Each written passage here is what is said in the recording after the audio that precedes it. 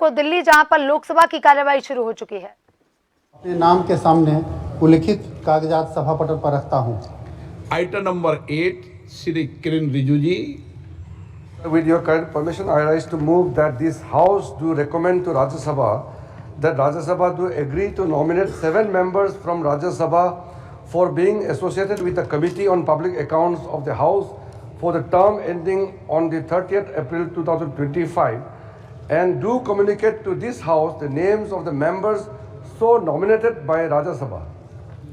प्रश्न ये कि माननीय मंत्री जी द्वारा प्रस्तुत प्रस्ताव को स्वीकृत किया जाए।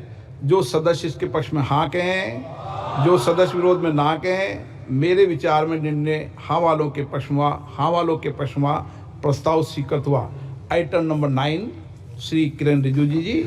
Sir, with your kind permission, I rise to move that the members of this House do proceed to elect in the manner required by Sub-Rule 1 of the Rule 312B of the Rules of the Procedure and Conduct of Business in Lok Sabha 15 members from amongst themselves to serve as members of the Committee on Public Undertakings for the term ending on 30th April 2025.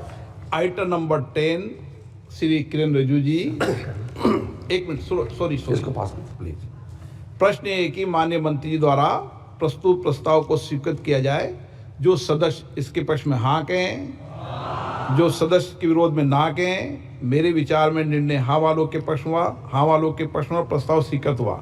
Item number 10 Kiran Rijiju ji. Sir, with your kind permission, I rise to move that this House do recommend to Rajya Sabha that Rajya Sabha do agree to nominate 7 members from Rajya Sabha for being associated with the Committee on Public Undertakings of the House for the term ending on 30th April 2025, and do communicate to this House the names of the members so nominated by Rajya Sabha. प्रश्न ये कि माननीय मंत्री द्वारा प्रस्तुत प्रस्ताव को स्वीकृत किया जाए। जो सदस्य इसके पक्ष में हाँ कहें, जो सदस्य विरोध में ना कहें। मेरे विचार में निर्णय हाँ वालों के पक्ष में, हाँ वालों के पक्ष में प्रस्ताव स्वीकृत हुआ। Item number 11 Shri Kiran Rijiju ji. Sir, with your kind permission, I rise to move that the members of this House do proceed to elect in the manner required by Sub-Rule 1 of the Rule 331B of the Rules of Procedure and Conduct of Business in Lok Sabha 20 members from amongst themselves to serve as members in the Committee on the Welfare of Scheduled Caste and Scheduled Tribes for the term ending on the 30th April 2025. प्रश्न ये कि माननीय मंत्री द्वारा प्रस्तुत प्रस्ताव स्वीकृत किया जाए। जो सदस्य इसके पक्ष में हाँ कहें, जो सदस्य विरोध में ना कहें। मेरे विचार में निर्णय हाँ वालों के पक्ष में, हाँ वालों के पक्ष में प्रस्ताव स्वीकृत हुआ। Item number 12 Shri Kiran Rijiju ji. Sir, with your kind permission, I move that this House do recommend to the Rajya Sabha that Rajya Sabha do agree to nominate 10 members from Rajya Sabha for being associated with the Committee on Welfare of Scheduled Castes and Scheduled Tribes of the House for the term ending on 30th April 2025, and to communicate this House the names of the members so nominated by Rajya Sabha. प्रश्न ये कि माननीय मंत्री द्वारा प्रस्तुत प्रस्ताव स्वीकृत किया जाए। जो सदस्य पक्ष में हाँ कहें, जो सदस्य विरोध में ना कहें। मेरे विचार में निर्णय हाँ वालों के पक्ष में, हाँ वालों के पक्ष में प्रस्ताव स्वीकृत हुआ। Item number 13 Shri Kiran Rijiju ji. Sir, with your kind permission, I rise to move 1A that a committee of both houses to be called the Committee on Welfare of Other Backward Classes be constituted, consisting of 30 members, 20 from Lok Sabha and 10 from Rajya Sabha, to be elected in accordance with a system of proportional representation by means of single transferable vote. B, that a minister shall be eligible for election as a member of the committee, and that if a member after his or her election to the committee is appointed a minister, he or she shall cease to be member thereof from the date of such appointment. C, that the chairperson of the committee shall be appointed by the speaker from amongst the members of the committee.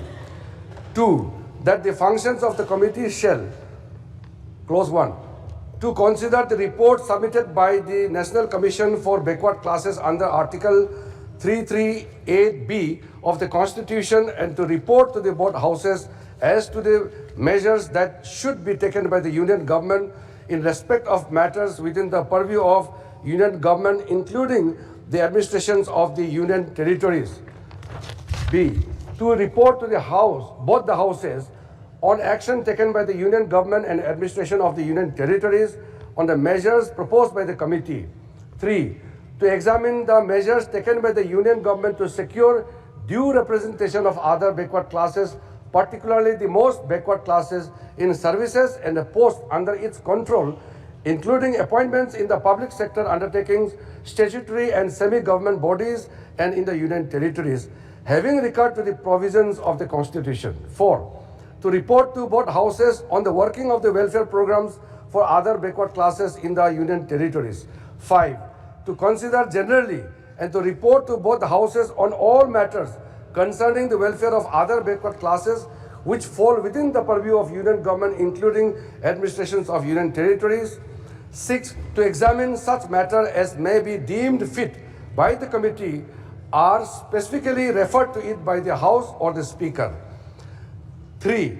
That the members of committee shall hold office for a period of 1 year from the date of first meeting of the committee, which shall be reconstituted thereafter for 1 year at a time, according to procedure described in para 1 above. 4. That in order to constitute a sitting of the committee, the quorum shall be 10. 5.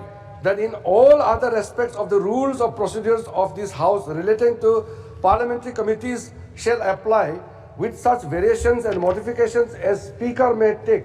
And lastly, 6. That this House do recommend to the Rajya Sabha that the Rajya Sabha do join in committee and communicate to this House the names of members elected amongst the members of Rajya Sabha to the committee as mentioned above. Thank you.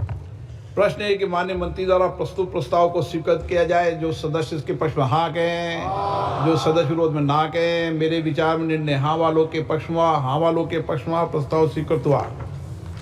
नियम 377 के अधीन मामलों को सभा पटल पर रखा जाए। जिन सदस्यों को नियम 377 के अधीन मामलों का आवाज़ उठाने की अनुमति दी गई, उन्हें सभा पटल रखने इच्छुक हैं, वो अपना सभा पटल पर निर्धारित प्रारूप में रख सकते हैं। माननीय सदस्यगण, अब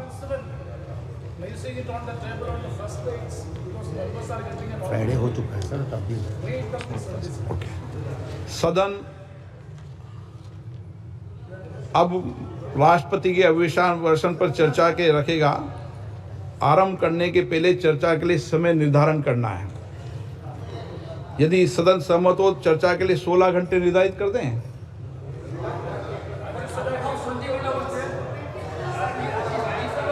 देर रात तक आज ही बैठना पड़ेगा।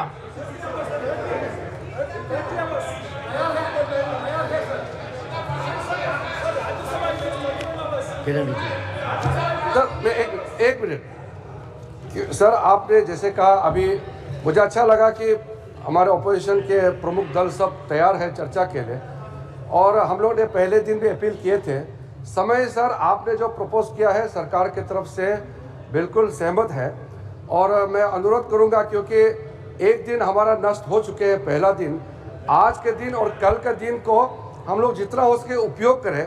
अगर देर रात तक चलाना भी हो, आप तो सर पहले भी सारा नए मेंबर्स को बोलने के लिए आपने पर्याप्त मौका दिया है।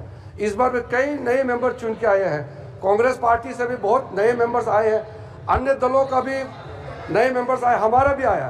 तो सब लोग बोलना चाहेंगे। राजद एक मिनट, नहीं ओके, नो स्टेट, वो ऐसे वो नहीं होगा ना, वो तय है सर।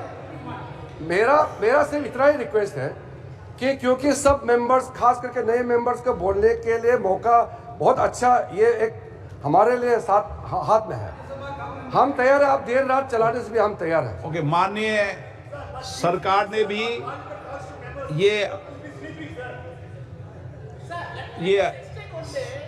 अपनी भावनाओं को व्यक्त किया है कि सदन में सार्थक चर्चा संवाद हो, अच्छी डिबेट चर्चा हो, मर्यादित तरीके से डिबेट हो, लेकिन डिबेट और चर्चा देर रात तक चले, ताकि आप माननीय सदस्यों को चुनकर भेजाए, एक देश में एक सकारात्मक संदेश जाए कि संसद में हमारे विषयों पर चर्चा संवाद माननीय सदस्य करते हैं।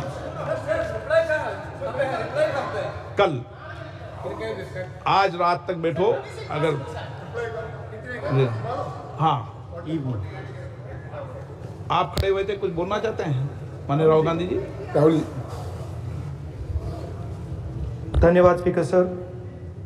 हम चाहते थे कि नीट पे एक दिन का डिस्कशन हो। काफ़ी ज़रूरी मामला है।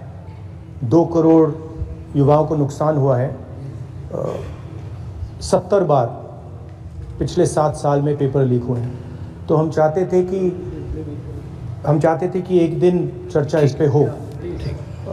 तो अगर आप मौका दे सकें। ठीक है। राष्ट्रपति अभिभाषण पर आप विषय रखें, क्योंकि हमने व्यवस्था दे चुके हैं पहले ही कि राष्ट्रपति भाषण के मध्य में न शून्यकाल होगा, न कोई स्थगन प्रस्ताव को लिया जाएगा। सर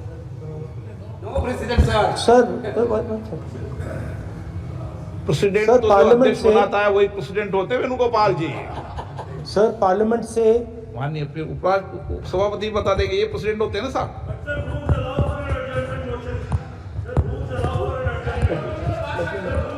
रूल के बाद भी अध्यक्ष निर्देश होते हैं ना वकील साहब। चलिए, आपको सर- बोलने दे रहे हैं आपके नेता लोग, सर- आपको बोलने दे रहे हैं लोग। सर पार्लियामेंट से देश को मैसेज जाता है, ठीक है, और हम स्टूडेंट्स को मैसेज देना चाहते हैं कि जो नीट का इशू है ओके। वो पार्लियामेंट के लिए जरूरी है। ठीक है। इसलिए मैसेज देने के लिए हम चाहते थे आप कि एक नोटिस- दिन आप पार्लियामेंट नोटिस दे चर्चा दें, करे। मैं देखता हूँ। ठीक है, At least allow sir LOP to conclude sir. No conclude कर दिया उन्होंने पहले विषय। अध्यक्ष महोदय, ये पूरा सदन इस बात से अवगत है कि संसद की कार्रवाई कुछ रूल्स और प्रोसीजर्स के आधार पर चलती है। रूल्स और प्रोसीजर्स के अतिरिक्त कुछ हेल्दी ट्रेडिशंस हैं संसद की, जिसके आधार पर कार्रवाई चलती है। और मानता हूं कि ये हेल्दी ट्रेडिशंस हमारे संसद की एक सबसे बड़ी ताकत है।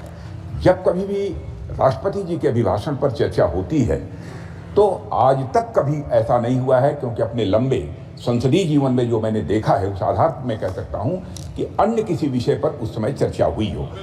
इसलिए मैं अपने सभी सम्मानित विपक्ष के सदस्यों से भी आग्रह करना चाहता हूं, आप जिस विषय पर चर्चा करना चाहते हो आप चर्चा करें, लेकिन एक बार राष्ट्रपति से संबंधित जो धन्यवाद प्रस्ताव है उसको संसद में पारित करने के बाद ही करें। यह मेरा सभी से विनम्र अनुरोध है।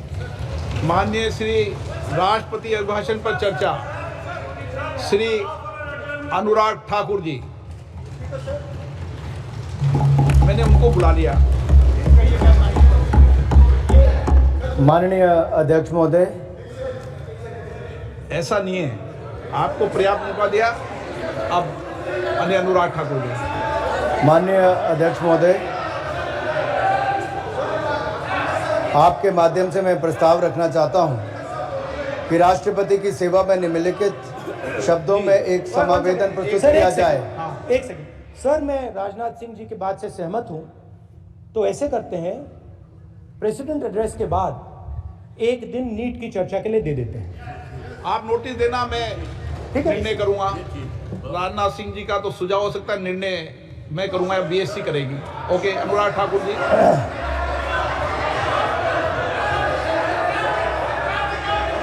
माननीय अध्यक्ष महोदय, आप नोटिस दे दें। मैं प्रस्ताव करता हूं कि राष्ट्रपति की सेवा में निम्नलिखित शब्दों में एक समावेदन प्रस्तुत किया जाए कि इस सत्र में संवेद लोकसभा के सदस्य राष्ट्रपति के उस अभिभाषण के लिए जो उन्होंने 27 जून 2024 को एक साथ संवेद सदन। अभी आप देख रहे थे लोकसभा की कार्यवाही चल रही है और राष्ट्रपति के अभिभाषण पर यहाँ चर्चा की जा रही है। सदन में नीट को लेकर के राहुल गांधी भी, अभी उनका भी बोलना था कि नीट को लेकर भी चर्चा की जानी चाहिए क्योंकि ये छात्रों के भविष्य से जुड़ा हुआ विषय है। वहीं उन्होंने एक दिन एक्स्ट्रा मांगा है और अब आप